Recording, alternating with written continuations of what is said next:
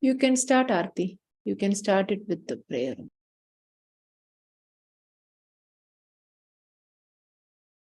Let's all close our eyes and bring our mind to the here and now.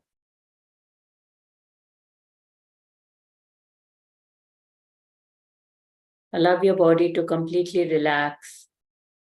Let there be no tension on your face or in your body.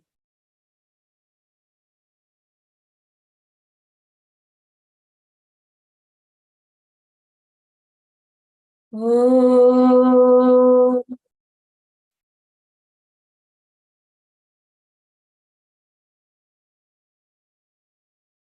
Oh.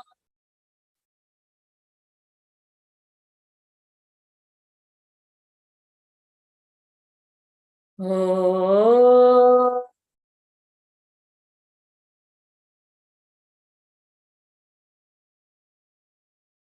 Sahana bhavatu. Sahano bhunaktu.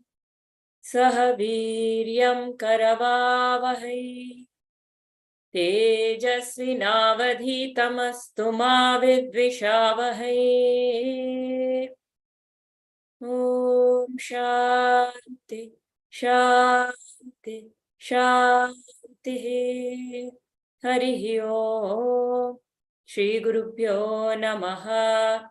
Harihi Om.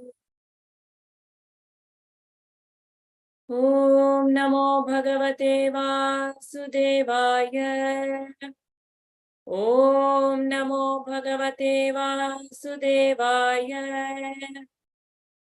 Om Namo Bhagavate Vasudevaya.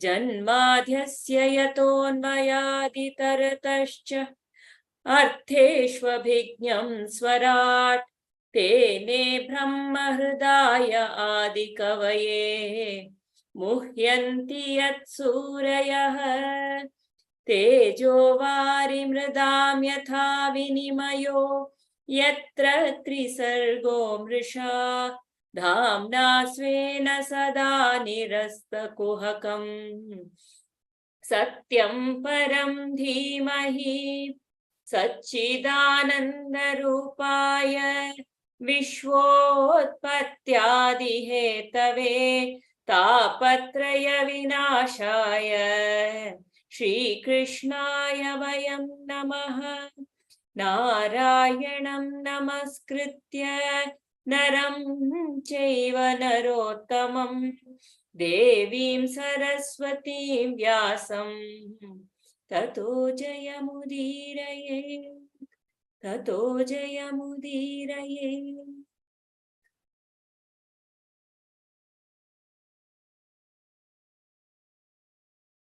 Hari Om.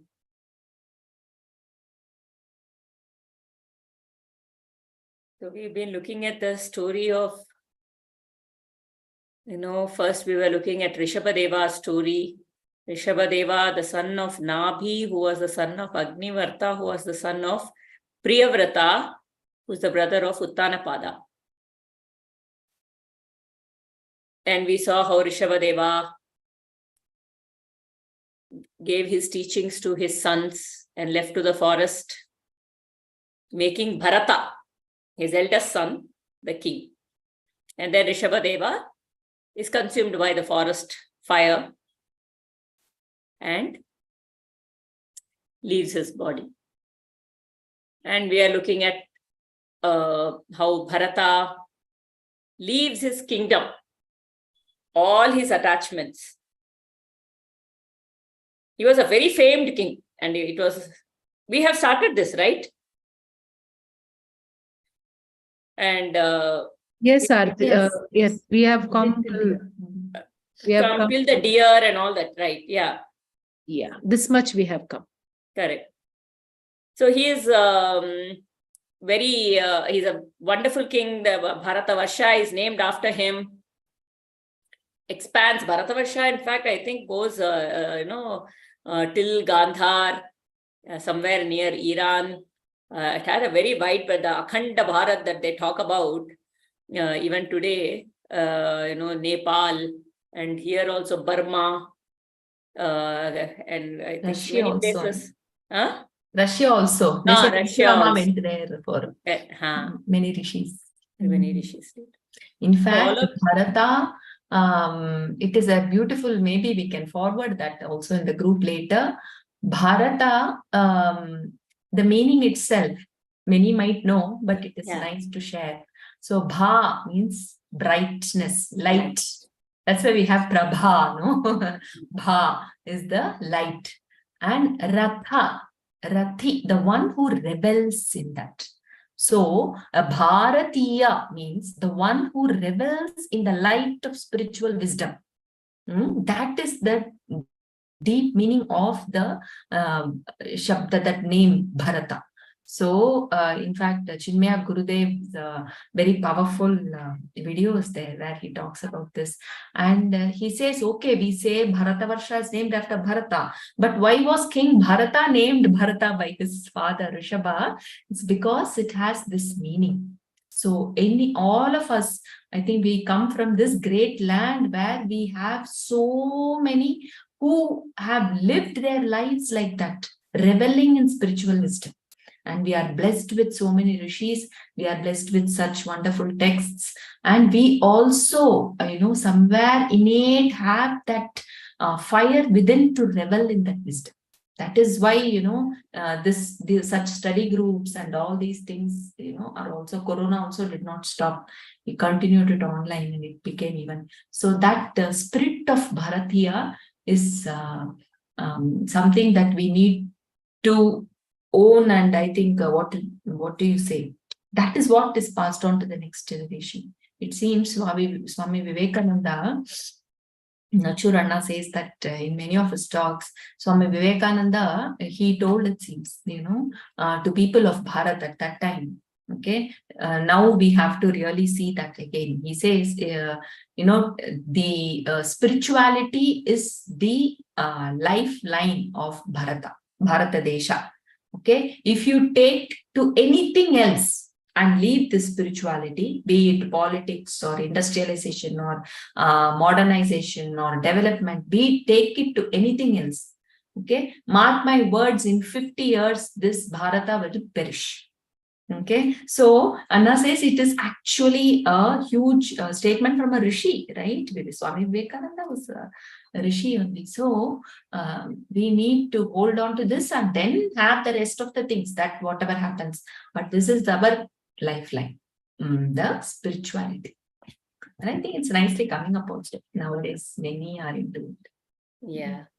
And there was just this thing I heard recently, Kanchi Periyappa, someone comes and talks to him. This happened and one person comes and says, what do you think? So many people are going abroad. What do you feel about it? Or something like that. And I'm not remembering the exact context, but this thing came up and Kanchi Periyappa said, yes, so many people are living abroad. But then that person says, but also other people are coming here also, right? So many people are coming here also. So then Kanchi Periyappa says, they are coming here looking for this spiritual light. What are we going to other places for? Right? When we are leaving here, what is it that we are going to the other places for? Are we going looking for spiritual light, or are we going looking for something else? So this land is that,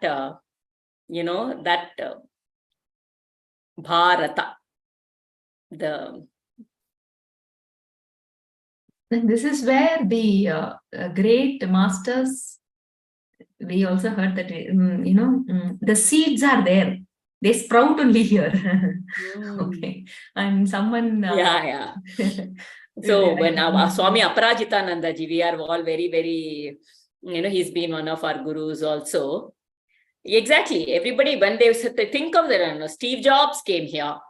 They also say Jesus had come here to get his spiritual wisdom. We had the Beatles who had come here and who had stayed here. We have so many people. The moment people think of spirituality, this is the land that they think of automatically. And it has also been like that, right? We have Buddhism, Jainism, the Sikhism, so many things coming out of, and all compassing not fighting with each other, but really all very similar. And this.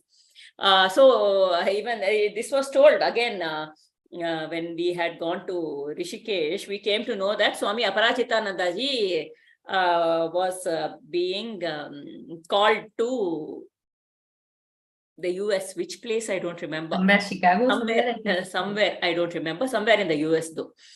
And we were all very upset because, we were like, how can this happen? Children here also need somebody like Swami Aparajitanandaji. How can we, why is he going? And we had actually called him up and we spoke. There was one person there who had his number. She called and we also spoke to him directly. And we said, how is it that you are going there? And he said, it's a part of the mission. They send everybody around. So that's how I went.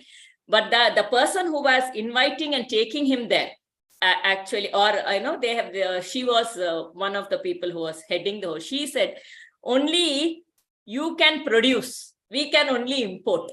She was from the US. She said, only this land can produce such gems. We can only import the gems. So that's the beauty of this land. So yeah, going to the story again.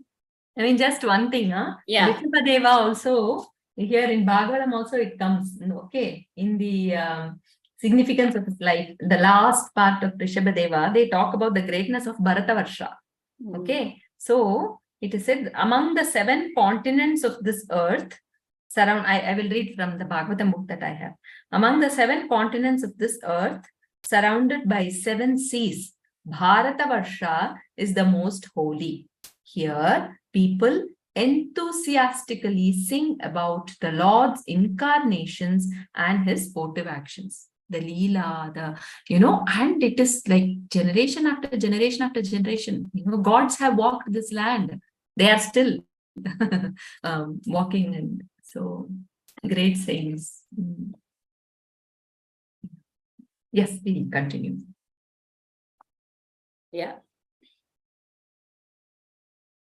Scriptures after scriptures, out of compassion, so many, just to reach out to the people, so many scriptures have come out for us to study and revel in. So now Bharata, he is in the forests.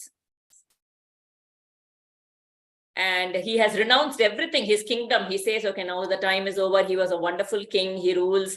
And it is said that in the peak of his, he was still in his peak. It was not like he was done here. And at that time, he renounces his kingdom. He hands over everything to everybody. And he retires into the forest to keep his mind on, the divine Lord at all point in time.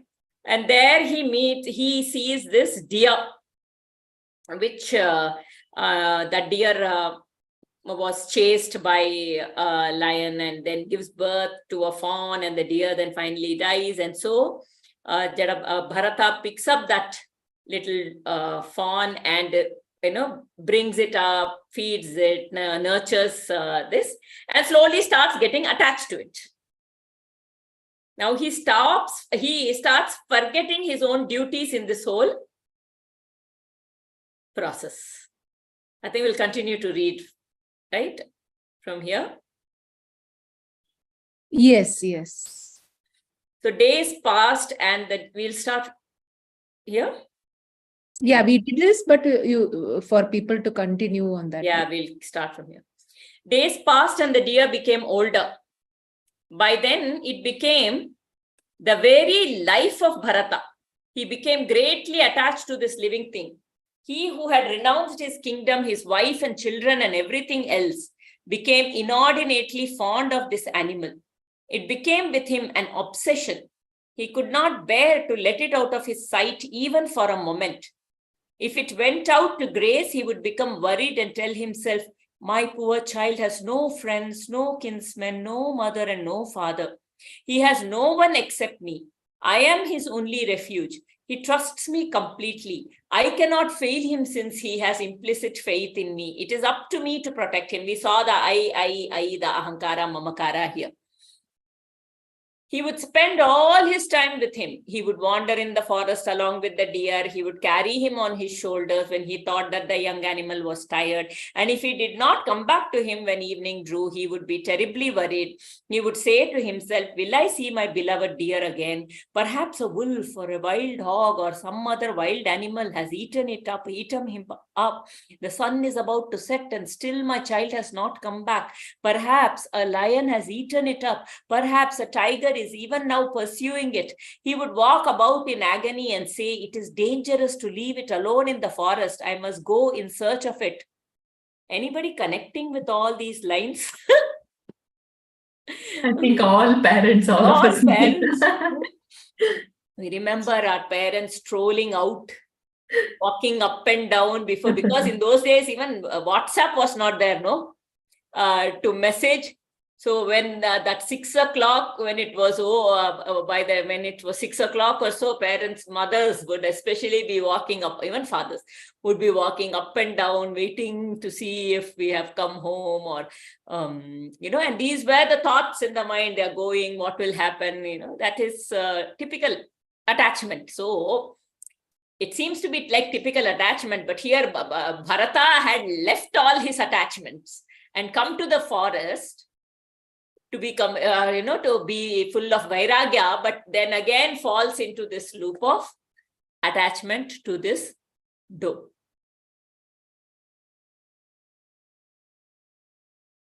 So, it is, yes. In fact, with WhatsApp and all, it gets even more, because I'm just thinking once there was some issue getting a message from my daughter who stays away from home. And it was late in the night. She had gone somewhere. She had not, usually she's very regular in messaging. She sees at least nothing, and I didn't know if with WhatsApp we see that black tick and blue tick, all that also. And then only Krishna came to rescue. Otherwise, it would have been, such a mess. Then I just left it. After some time, message came. So that anxiety, it takes us to in a right. I think most of us, many of us, it might experience. As though we can do something sitting here. Nothing can be done. Nothing can be done. But and this anxiety comes out of our sense of doership, our sense of attachment. Attachment, yeah. Also. So. Security, that ashraya, no? That is where I remember. That's what came. That's the thought that I think Krishna put in the mind. Said, where are you taking shelter now? The ashraya, that, the child is safe. Then there is peace. That fear comes when I think I'm going to lose something, right? The fear comes when, because, even something is gone, we are there. That is what we always see. So, but it helps, at least not to get too caught. Yeah. Actually, there is a very nice story by Swami Chinmayananda ji on fear. He writes about that greater the attachment, greater the fear. And I think long time ago, I think I told this story, but it's so nice here is there was one person who had a very beautiful house. One day he had gone out, and when he came back, he was shocked to see that the house was on fire. He loved his house so much. It was a great attachment for him for the fire. And he was actually people wanted to buy that house, but he was not ready to give up because he was not agreeing for that particular price.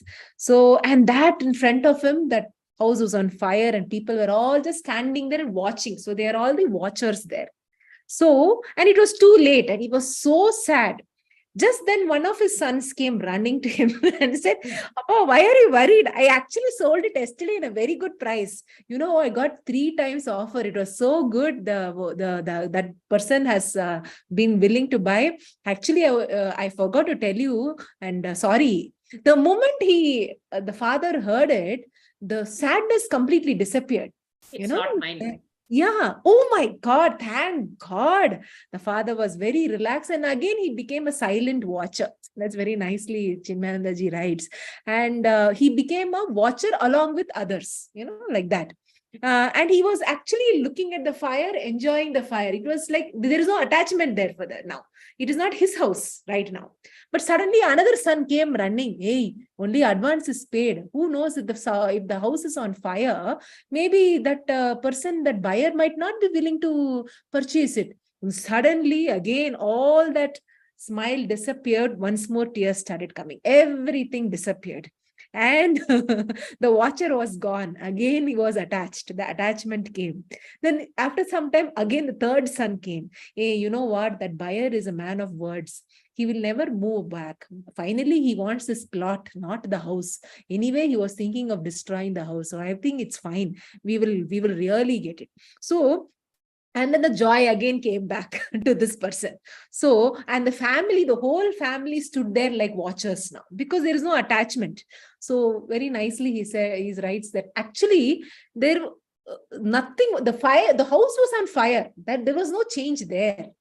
But what is the change here is the feeling that I am the owner of the house, I am not the owner of the house. So it belongs to me, it does not belong to me. So it was more of the attachment which has caused this bondage, and that bondage which has caused that, oh God, what will I do without this?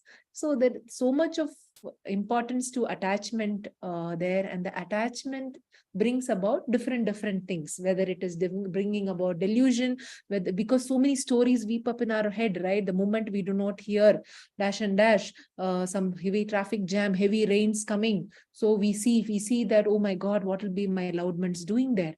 So very nicely Divine Mother keeps telling that instead of wasting your time thinking about the stories, what will happen here, what will happen there, immediately you shift your thought to the Bhagavan and say, oh Divine, I know you are there for me.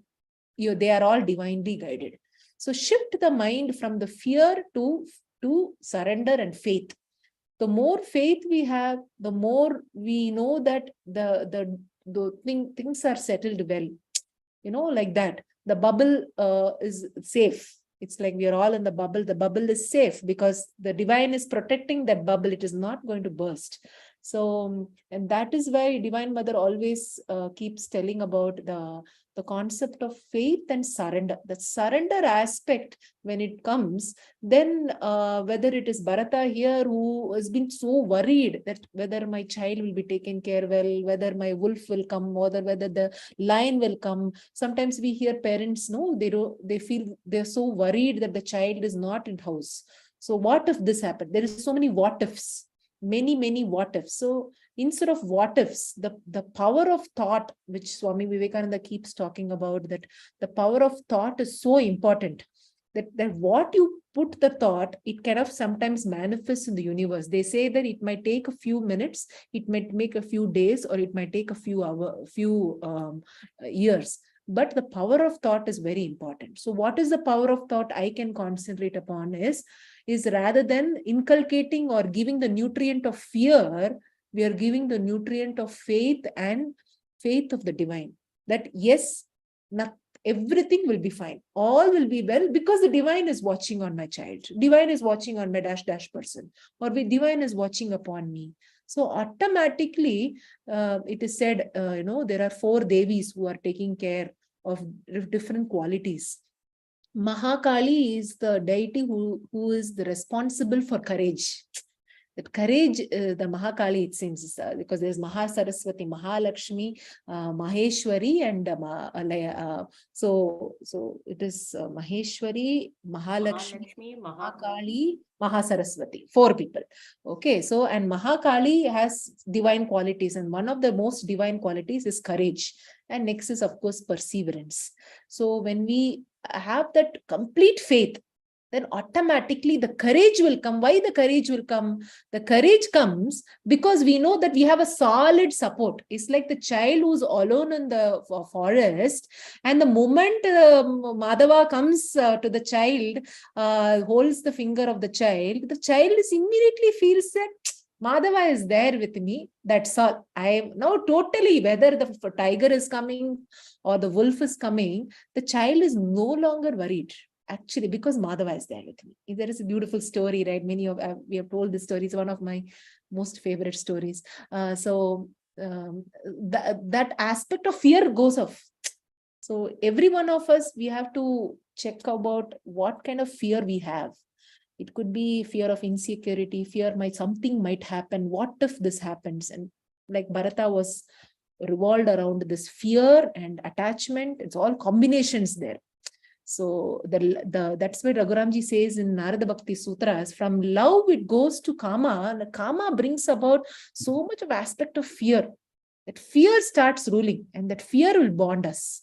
So when the love is transformed or transcended to bhakti, then that faith, surrender automatically comes. Then the fear automatically actually drops. We don't need to say that I am not going to be fearful. Fear will actually drop on its own, because it will not be there when we know that he is there, like that.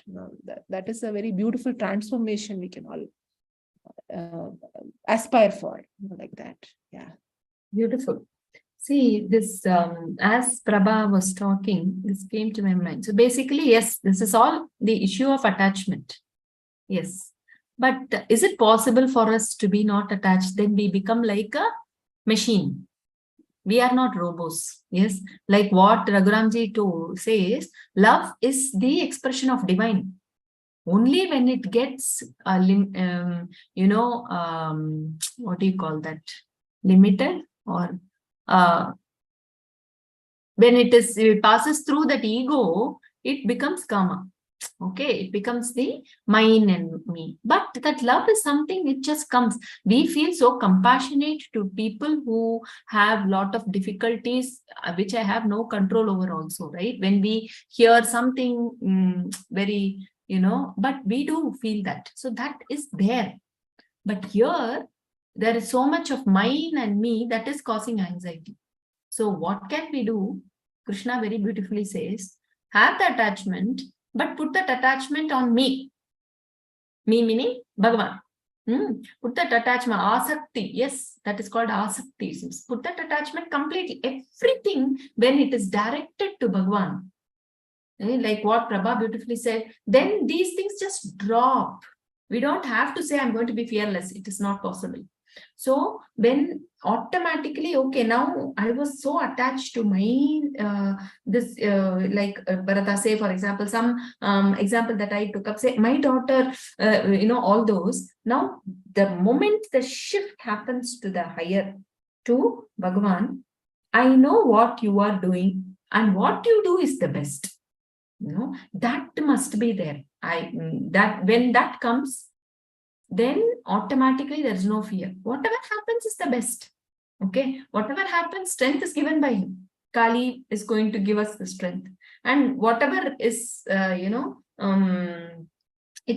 is the designer, and everything that comes through his, he's the controller of everything. So completely surrendering to him, then automatically this attachment, kind of opens up as compassion. Okay, it is a reverse thing. Now this attachment opens up as compassion. Then we may end up just praying. We may end up saying some Vishnu Sahasranama. Okay, who knows? It could be, things could be okay, or something else we may have to face. We do not know. What is best is being given to us. Yeah, that is faith. I cannot say, okay, only when she is safe, you are protecting. He knows what is safe for her. In the womb, we heard that recently also, no? That protective force which protects the child in the womb, that is the same protective force which is protecting us now also. Apparently, I think it is because of this house. I'm protected from the cold. Apparently, I think that it is because of whatever is there in the bank I'm protected from, or it is whatever, so many things we have, So it is not all that at all. So the knowledge that we need to know is the protector. Yes, what we get is the prasada from Ishvara. And what protects us in the womb is the same Vishnu protecting even now. So when that is there, then there is faith. So we can shift that attachment, complete that whatever anxiety is coming because of me and mine, put it as the arpana and start doing prayers. That's all. So the connection with Bhagavan is there. whatever is needed will be stored upon. So we don't have to worry about it. It is talking about this faith, no? There's this beautiful story. I think it was told during our Bhagavatam retreat. A story. There's one person, okay, and there are 3 disciples or something, and to a guru, and one of them says, "Oh Guruji, I am so thankful to the Lord. My wife has died, and because of which I have become detached, and I was able to attain mukti." Okay. And then the second person then says, another person says, my wife, she is such a troublesome wife. Okay. And she doesn't support me at all. She is always bothering her, telling me why I am into all of this. She never supports me. And, she fights with me a lot. And I'm so thankful to God because of that. And because of that, I got the Vairagya I wanted, and I started looking for God, and hence I found Mukti. Okay. So I found Mukti because of this kind of wife. And then the third person says, I have such a lovely wife. She serves me. She supports me in whatever I do and everything, because of which I have been able to find Mukti. Okay. So the crux of this is, Mukti is not because of liberation, that faith or whatever, it comes not because of, it is in spite of. I see when in whatever situation I am, if I see if my faith in him is strong, and I say, this is what you have given, and this is for my mukti, then you will attain mukti. It doesn't matter what the situation is. Same wife, but different. We think only if the person is like this, then I can become happy. But this mukti is in spite of, no matter what is the situation, because in all of these situations, the attachment is not on the wife, the attachment is on God, faith. So whatever is the situation is the best situation for me. And I have, because of that, I have seen you. That is how, faith works to liberate us. Yeah. Seeing that unseen hand, always there. Very nicely, sometimes, visualizations help, right? In every situation, imagining Krishna holding that situation. Okay. What happens when I go with like a file, like one ball is holding the situation there. If our attention is on Krishna, then whatever he puts down, it will roll and go. But when my attention is on this, many times my attention is on what he gives. It comes through his hand. I forget that also. Okay, then I question, why am I given this? It is coming through his hand for our hita. Hita, they say, well-wisher. Our well-wisher is Bhagavan. Yeah. So that's what I think. But yeah, we whatever Aarti narrated, and he said whether it is good wife, bad wife, or dead wife. Yeah, that was so. However it is, the faith, is something that attention. What is faith? Paying attention to the truth. We will Satyam Param Dhimahi. Pay attention, meditate on the truth all the time. That's all. Whatever comes, be with it.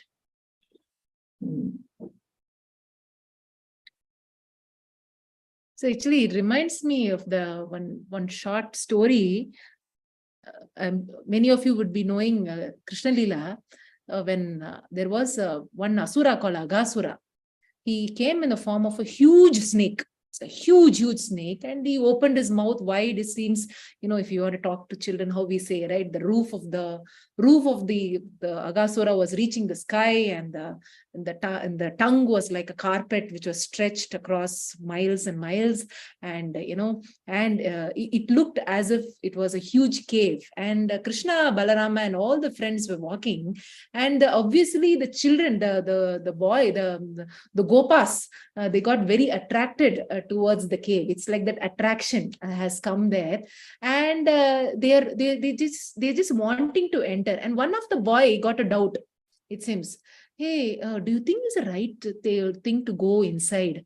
Is it okay? Then some other 2-3 boys, he said, hey, Krishna is with us. Correct. Krishna is with us. Why fear? Come, let's go inside. We know that he is there. And it seems Krishna was actually there towards the end. He was watching the boys go inside, and he knew that he's supposed to be protecting the boys. And obviously, the boys were indeed protected. And we know that how the Aghasura was killed. He grew himself so huge that the Aghasura was choked to death. And then these boys, as if they had gone into a dark house in some mall, they go to the dark house and come back. It's just like they've gone inside, one kind of a thing, and they have come back very happily, because the happiness is coming because Krishna is there with them.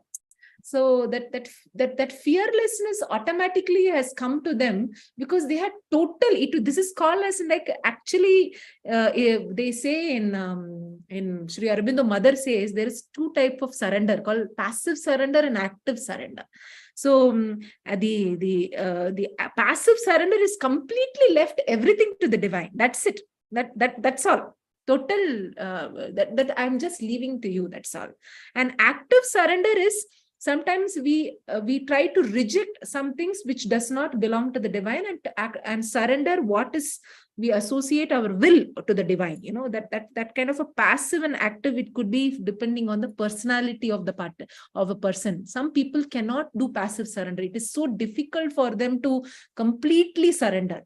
So for them, the Divine Mother says, okay, do something, do some action. Okay, from your side, if you feel like you need to do this action, but that action itself, you say, oh, Divine, please protect my action, so that I am surrendering to you. Some people, they say, they just stand there. That's it.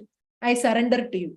Like that. It's like how Draupadi surrenders totally, right? Absolute, total surrender in all the incidents in Mahabharata. So this is where I remember my mother-in-law, always used to keep telling that, which syncs with Bala, is anytime you think that a child is stepping out, or your spouse or anyone stepping out, the concept of putting kumkumam in the forehead and the thing is itself is important. Why? Because it's not only saying that, oh, kumkumam is because it is done puja and so it has divine power, but you are actually having that faith that this kumkum is going to protect me. This divine thread is going to protect me. This LSA is going to be protecting me. Whatever, every state will have their own, specific beautiful customs, right? So that itself, it's not blind faith. It is actually active faith. That active faith that you are visualizing yourself. That she used to say, if you are a powerful visualized person, you should actually visualize yourself. You are under the umbrella of the divine, of Krishna or Ambal, whomever, you feel connected. You are under the umbrella of, and no matter rain or shine, cyclone comes, you will not be able to step out of the umbrella, because the umbrella is constantly there. It's like Vasudeva was constantly protected by Shesha when he was taking Krishna along the banks of the Yamuna Nadi. You should consider it like that not even one drop fell on the baby Krishna, right, of water, even though the cyclone was happening. So she was saying that every time when somebody steps out and you are putting the vibhudi or the kumkum or whatever according to the custom of the house, you're visualizing yourself that putting an affirmation, I am divinely protected, or my child is divinely protected, and asking the child to repeat it and then putting that kumkum. So in that way, from that attachment or the fear which comes because of our extreme love for the loved one, it becomes like, oh, my child or he or she or is divinely protected. That's it. That you're letting the child go or letting your loved one go out of the house with that divine protection, with your thought. That power of thought is very fantastic, actually. So we can all try that in our home, like that. Prabha, in the Bengali culture, I've always experienced this. Whenever you step out of the house, they just say behind you, Durga, Durga. So it is the mother who is always going to be, anybody who is taking stepping out of the house, they want to come back, Durga, Durga. And there was a child who was our neighbor, And the father had to go a long distance in his motorbike every day, and the wife would be very anxious about, like he has to travel such a long distance and everything. So she taught her daughter to tell this to his father whenever he left home, saying that, Papa, we will be waiting for you to have dinner with us. And they always had a prayer, because they used to say Govinda.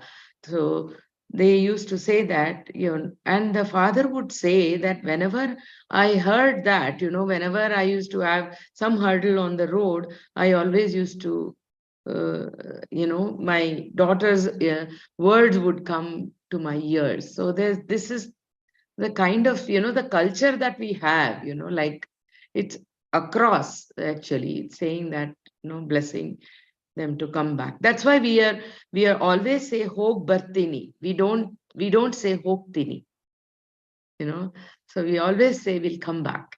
Ashbo, that is what they say. Yeah. It's very, very beautiful, actually. Yeah. Thank you. Very beautiful. I'm just tempted to tell one small story that I heard.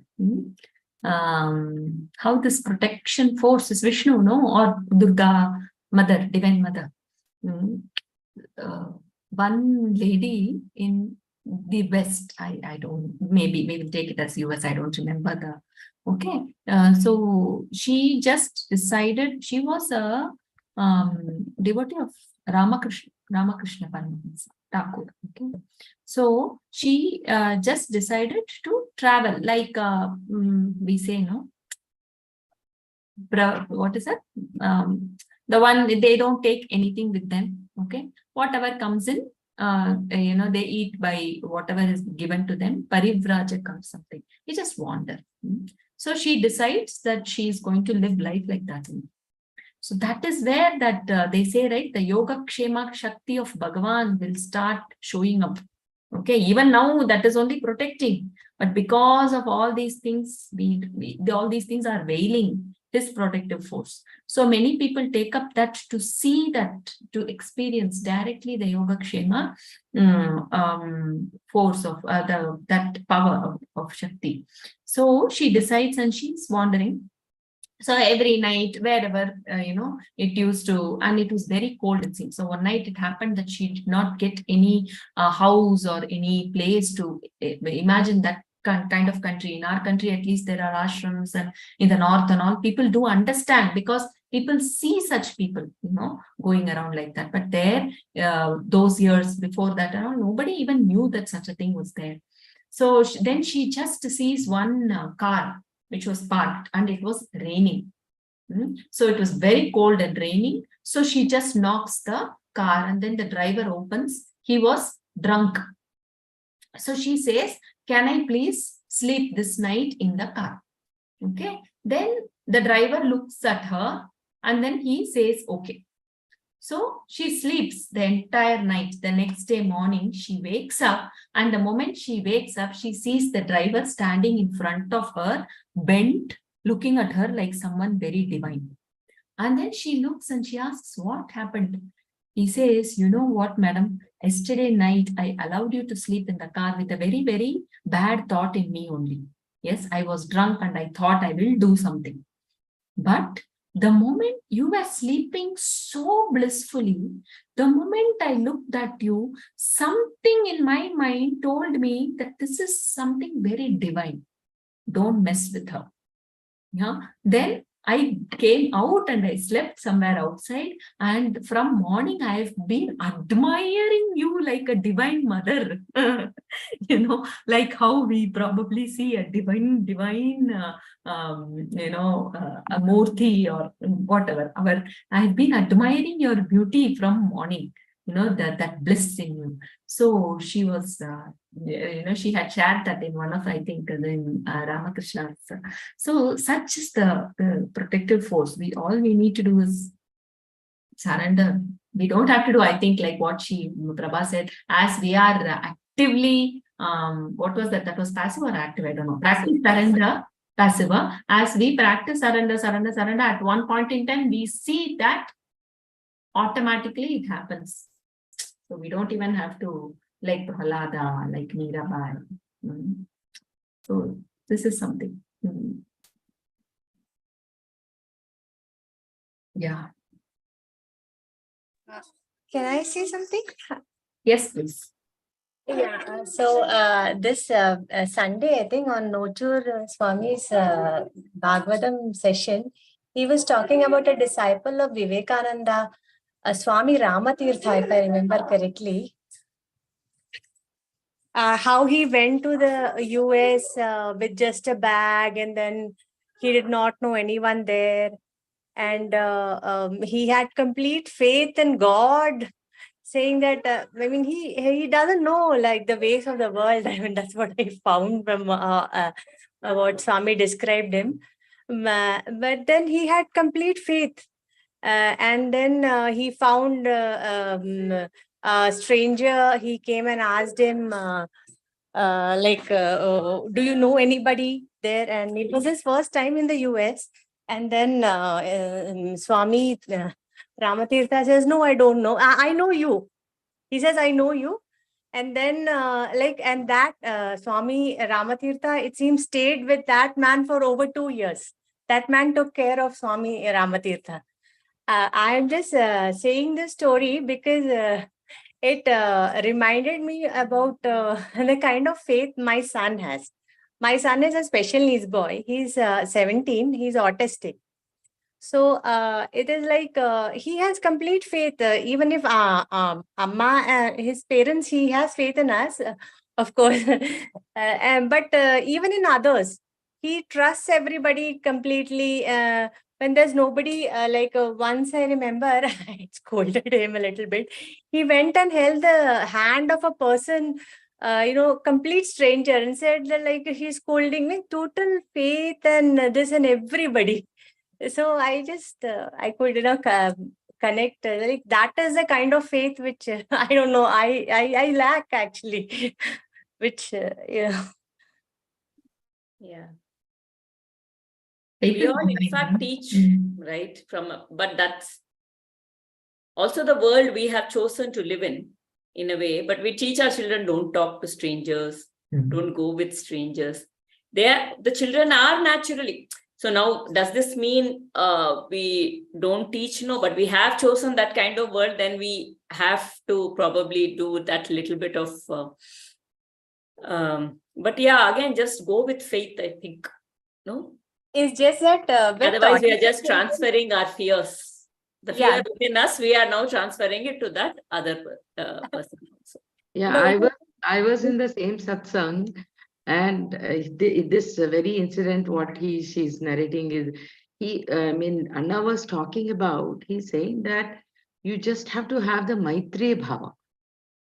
That's the example that he gave about Swami Ramatirtha when he went just with one jolige, that is just one bag, and he had nothing else in his hand. And he said, that man asked him, I said that, do you have any friend here? And he said, you are my friend. And that's how he stayed with him for the next 2 years or something like that. He said that, whoever you see, you are that kind of, and that comes very natural. I think we are, that is our inherent behavior, to be friendly to everybody. And somehow, we tell the children that don't talk to strangers and other things. Naturally, it comes to them, actually. And more so I have seen, because me being a teacher and teacher for special needs children for a long time, you see that more in the special needs children. They just, anybody who is very nice to them, they just totally believe in them, actually. Yeah. It's so nice. And that's how it is. It's so gratifying to serve them also. That's one of the things. For how many situations can we keep preparing our children? For how many situations can we keep preparing our children? So here's one thing in the US, these days, they have, because of the gun culture, I just heard, there is a gun culture. So in schools, now, there are in the Western countries, they do fire drills. So it is in a way very good. If something happens, you know what to do. You're not rushing off or things like that. Everything seems to be happening in an organized way. It seems like we are handling it very well. Okay, but there will be a fire drill, and these days there is also a gun drill that has come up because of the amount of, and so many children are talking about how when they just hear a firecracker, the first thing that comes to their mind is that it is a gun that is probably being shot. So we're thinking we are keeping them safe, but in that whole process, in reality, we are adding fear, and that fear, the world is now going to, manifest the fear in a way. How many situations can we really prepare a child or any person for? Or how many situations can I prepare myself for? Right? But when we walk with faith, and when we have his when we know he is protecting, and we walk with that faith, then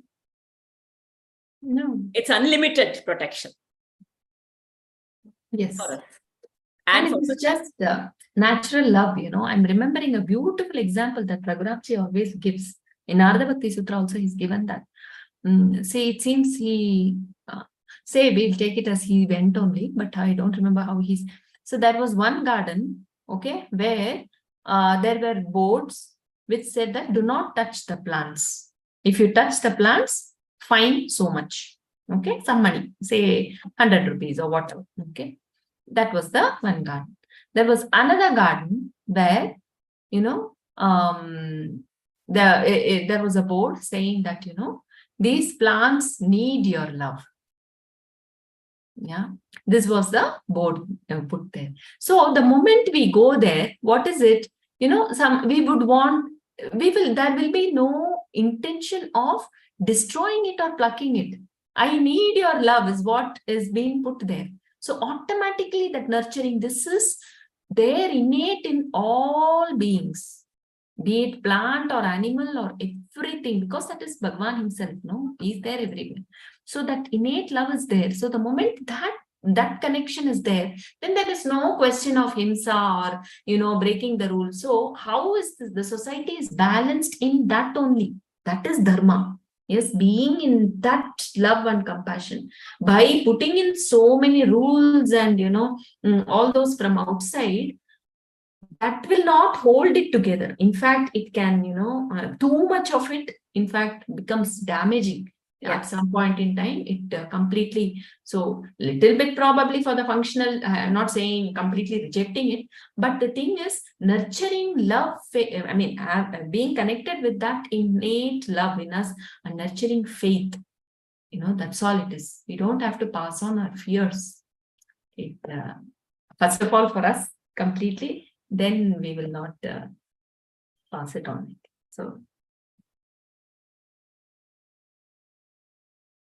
So shall we move? Yeah. Yeah. Continue. Okay. This affection for the deer made him forget his other duties, his daily worship of the Lord, his samadhi, when he would sit and concentrate on the form of the Lord, were all now things of the past. When he tried to worship, the deer would come in and prod him gently with his horns, and Bharata would offer to the deer all the young blades of grass which he had gathered. When he sat in meditation, the form of the Lord would not come before his mind. The antics of the young deer would come before his eyes, and he would smile indulgently at the thoughts of his pet. In short, everything was now forgotten, and the deer was the only thing that mattered. He would fondle it like a mother, and he would spend hours together talking to it. Thus, this was indeed a terrible state of affairs for one who had renounced the world. Days passed by, and death, which is no respecter of persons, finally drew near Bharata with the speed of a storm and entered into him like a snake would into the hole where the rat lives. Bharata fixed his dying eyes on the deer, and his last thought was of the deer. Aching for his pet, Bharata gave up his breath. Even while dying, those were his thoughts. His thoughts were on the deer. So he's born as a deer. What is that shloka? Something comes, no? If anyone knows, let me look for it. Yam yam vapi, something comes. The whatever is the thought when the prana leaves the body. So that manifests, that has the highest momentum. In Bhagavad Gita, Bhagavan says that. Yeah. So we can keep our thought on our prana or on the Lord's feet, whatever is it that we have been meditating on. That only comes. That's what. That only comes. So the art of living is the art of death. What have I been meditating on during my life? That will come at the time of death also. I just wanted to share this little thing. There were a group of boys who were stuck in that Thailand cave. All of you must have. Yeah. So when they were there and they didn't have any communication and other things, their teacher told them, they didn't have water, they didn't have food. Their teacher told them to meditate at that point of time. When you see if you see that documentary, it says that, like there will be rescue, you meditate. And those boys were taught to meditate at that time. And so for all 16 days, if I'm right. Yeah. For nearly 16 days, they were 16 stuck in days. that water outside. It started, they walked in, but it rained and they were stuck in that cave. Yeah. 16 days, they were not expecting them to be, because they don't even have water there. They would have run out of water also. Yeah. But they had to stay in the narrow banks of that little creek, that. So it was a terrible situation. They had become very thin, and then they had to be brought out under the water. Correct. Yes. Outside, they thought they may not have the strength for that also. Yeah, But they were, of course, made unconscious, and they were brought out. Yes, of course, yeah. But when they were alive and they were sitting there, they were asked to meditate, because of the power of meditation, their prana was conserved, and they became very thin, but still they were quite alert. Their mind all was of them not survived. off. Yeah. Powerful it is. Oh, that was a very, very, very powerful kind of a thing. Movie 13 lives. 13 lives. 13 lives. There's a movie on that also. Yeah. There's a whole documentary which has been made. Yeah. Has to be done. Yeah. See, there also is a very interesting thing is the power of the divine. So non-doership here is very interesting, because the scuba divers who were allotted, who had come suddenly, they somewhere else in some other part of the world, they felt a calling that they need to come there. Yeah. And they came there. And in the beginning, they were absolutely confident of their own scuba diving skills. So the confidence and the doership was there. But the moment they did one trial, they knew that actually it is absolutely inhuman. It is almost impossible to reach the place where the boys were, and that is where the possibility of non-doership, the absolute surrender to the divine, they were doing. They said they will do it, but also the act of they didn't have any hopes, but still, absolutely. They said we have to try. One of the scuba divers also, he passed away while doing that. Yeah, one of the scuba Only one person died. Yeah.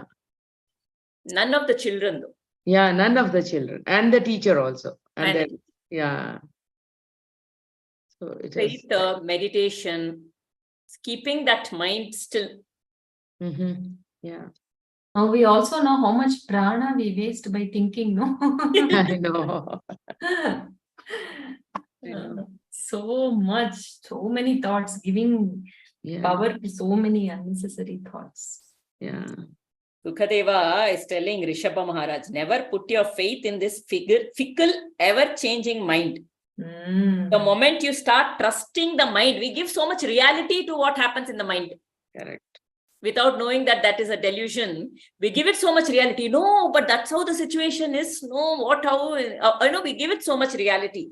The moment you start trusting it, it is the mind.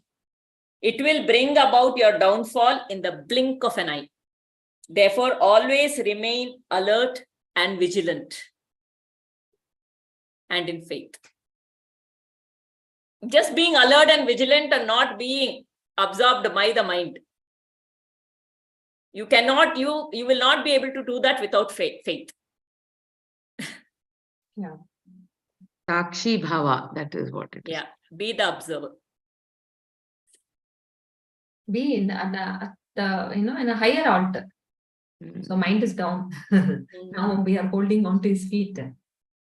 Right? So this is very beautiful. You want to continue reading? Bharata, the deer. Bharata was born again. Since his thoughts were fixed on the deer. Yeah. So that is the shloka. The shloka is Yam Yam Vapi Smaran Bhavam Tyajatyante Kalevaram Tam Tame Vaiti Kaunteya Sada Tadbhava Bhavitaha. So Yam Yam Vapi, whatever Smaran Bhavam, remembrance actually.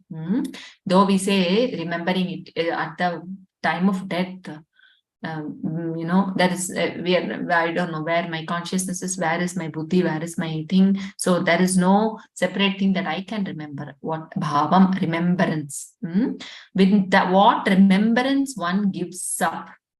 Yam yam vapi smaran bhavam tyajatyante kalevaram. That kalevaram is the body. One gives up the body. Tam. So to that eva. He says eva means definitely. So there is no doubt. Krishna is not leaving any bit of doubt. Tam eva iti kaunteya sada tadbhava bhavitaha sada. So that is one thing. What has been all the time become a part of us, has been in our contemplation. Okay, that only gains the highest momentum when we give up the body. So this is the Bhagavad Gita declaration by Bhagavan. This is in which chapter, Bala? This one, This is in chapter 8, verse 6. Okay, thank you. Bharata, the deer. Bharata was born again. Since his thoughts were fixed on the deer, since with his last breath he was calling out to the deer silently, he was born as a deer. But he was fortunate in one thing. He had the privilege of remembering his previous birth.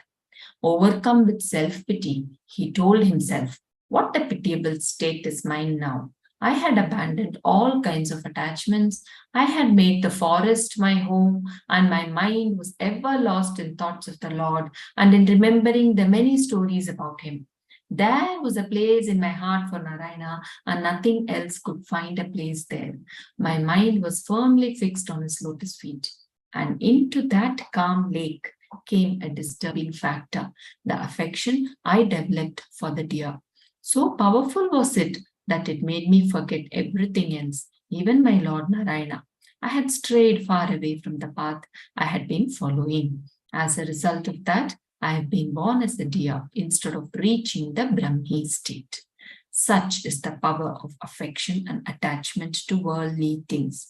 I must try and exhaust this birth by associating myself with people whose thoughts dwell on him. My mind will once again become attuned to the higher sphere.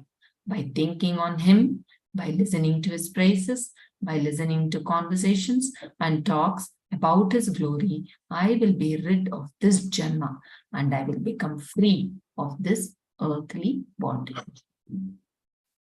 See, this is something very fantastic which we can they say, right, there are many rishis, many great beings also, even devatas who come take the form of animals. Somehow, I don't know, the thought has come that human body, this is, special or anything, nothing like that. The best thing here, it is told, right, there will be no additions. There is no way where he can go astray. Okay, that is something in the animal body, if you see, they are bound by nature. So they are within the nature's laws only. It is not possible for the animal body to go away from their dharma. The choice for us, because of the intellect, somehow, the possibility of going away. So, and here it is a conscious decision because that memory was there for him. I remember in Vyasa University, Yoga University, where many of you might have heard, right? So there, when I was doing my yoga therapy course, there was a dog. Okay, that dog, every time, that dog, those days, now I think that dog only made me get out of the fear of dogs also. Okay, so that dog, those days I was scared of dogs. Okay, I wouldn't go, but in spite of it, the dog would just stay. There was a meditation hall, and every day morning there would be a 6 to 6:30 an Omkar meditation. Okay, he would come, he or she, I don't remember. The dog would come, sit only during that meditation. Okay, and then go out. Then again 11:30 there would be some satsanga. Okay, people would come, talk, satsanga. So the dog would again come, sit there. And he would have some favorites. Of course, Raghuramji was his favorite also. And he would go out. Okay, he had one place where he would stay. He wouldn't mingle with other dogs. Okay, no barking. So maybe he was some great, at that time I didn't know. But, while reading this, I'm remembering. And one day morning, when I was, it was a little dark, 5 o'clock or something. So when I was going, the sun had not, this dog came running towards me.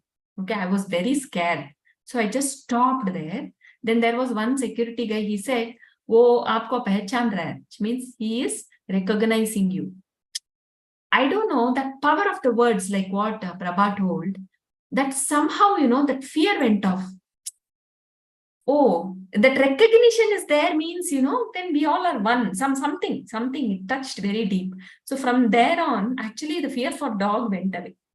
And this dog was definitely, I think, some sage or someone who must have taken, because he was always, and we will hear many such stories if we read Ramana Bhagwan's, things also, or many might have experienced such animals. Jatayu, for example, even in Arda, such a, Rama says, it is not that only in the human body. A Simba, yes. So he would come very nicely, during yoga classes and sit. The way they are sitting, it is so beautiful. In fact, there was one dog of Bhagwan, it seems, who would stay in the Bhagwan. We should not say of Bhagwan, actually, who would stay in the Bhagwan. All Bhagavatam classes also, yeah. So he would stay, his name, something they say. So there would be a cloth on which only the dog would stay. And that dog would take food only after Ramana Bhagavan has taken. Yeah. And we are saying, look at the sense. Okay, one day there was some halwa or something which was kept next to the dog, but the dog did not even smell, did not even sniff. And then Bhagavan ate little and then told, "Edtuko, take." Then the dog ate. Okay, and in the meditation hall, he was sitting there, it seems, next to Bhagavan. And there was some other dog which started barking, coming from outside. This dog had just looked up. Then Bhagavan told the dog, it seems, "Close your eyes." And the dog closed its eyes. And they say there are instances where monkey, we say monkeys, we compare it to monkey mind and all. Okay, monkeys which were still, okay, it is Bhagwan's presence, but even those jivas are some, that is why they get that presence, right? Not all monkeys get it. So we cannot say, oh, human body. In fact, Bhagavan Ramana used to say, it seems, you are clothed in this body, that jiva is clothed in that body. That's all is the difference. So great people we can see in many. We see the same thing in Shirdi, Bala. Yeah. Yeah, Shirdi, they go for that Sankirtana. And to different, there are so many temples over there. They go and sit there. And no dogs, nobody shoos the dogs away because Shirdi Baba used to love all the animals and everything. And it comes right in the center of the Sankirtana, it comes and sits there, and nobody does. And it happily, people leave space for the dog to sit and they continue with their Sankirtana. Yeah. And nobody is afraid of those dogs actually. So actually, Nuchuranna in his talk also spoke about it, right? He said, I don't remember which, but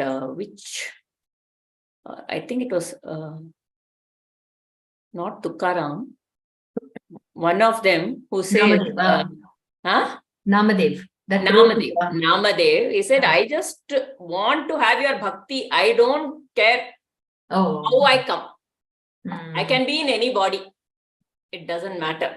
So Tukaram Maharaj. Yeah, in fact, Maharaj, yeah. So I don't. What body doesn't matter, but let me always just be with your bhakti.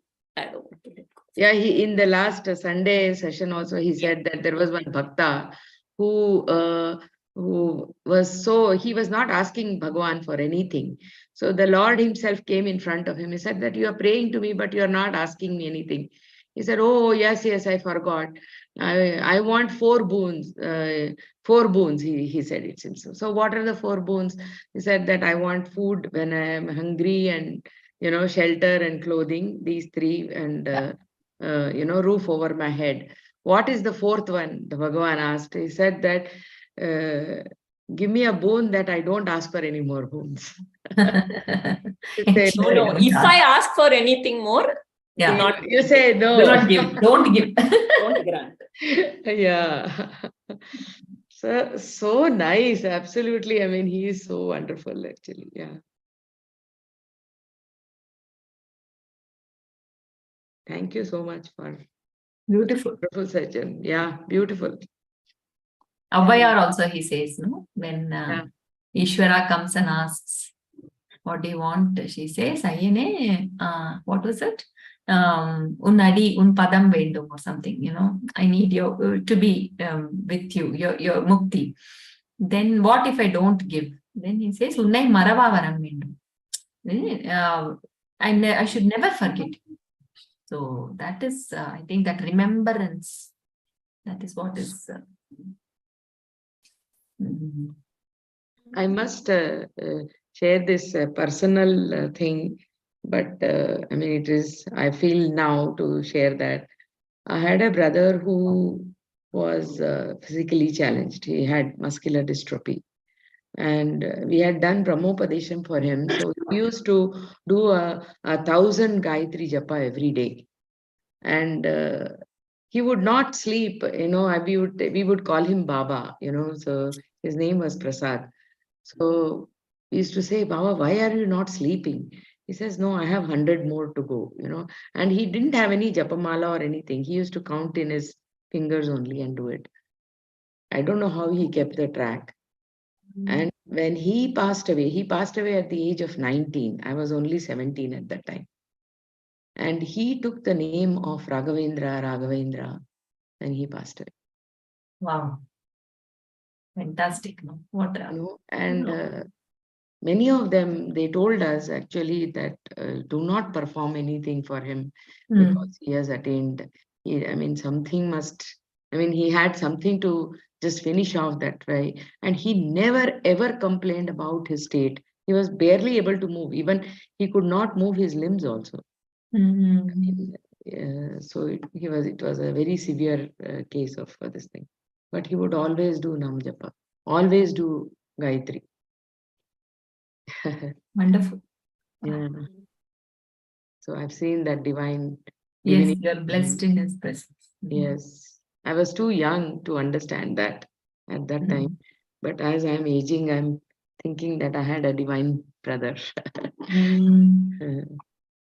Thank you so much for allowing me to share that. Beautiful. Thank you so much for sharing. Yeah.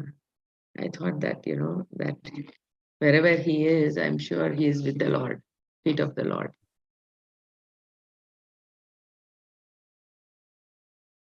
We'll close the session.